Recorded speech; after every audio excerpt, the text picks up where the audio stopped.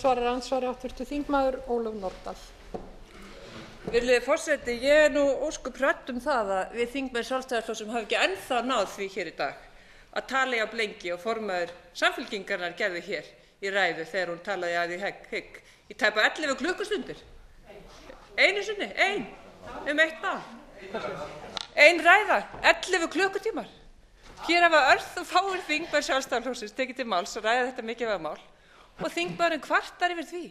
Ég kvarta yfir því að hann skuli ekki taka þátt í efnislega umræðu málið. Ég kvarta yfir því og ég verð fyrir mjög miklu vonbrigðum með það dugleysi hans að vilja ekki gera það.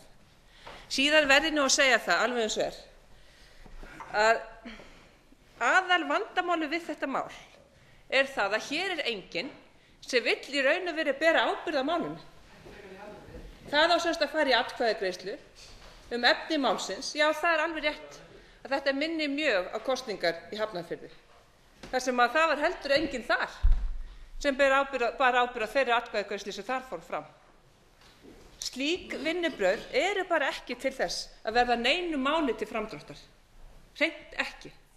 Og það sem við erum að fara fram á hér, Sjálfstæðismenn, og það reyndar óheyrilegur misskilningur, virðulegi forseti, ef að hv. þingmaður heldur að þessi tillaga snúist ekki stjórnarskrána. Þetta sé bara, eða það sem sagt skoðun þingmannsins, að þetta sé bara skoðanakönnun, að þetta sé bara ekkert annað en það. Auðvitað á þetta snúast grundvallaratriði það í hvað á að vera í tillögu meirihlutans, en það gerir það ekki. Enginn ber ábyrgð á neinu, enginn vill halda þessu máli hjá sér og ber ábyrgð, enginn.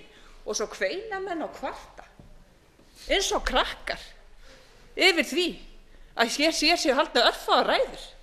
Þetta algjörlega fráleitur málflutningur.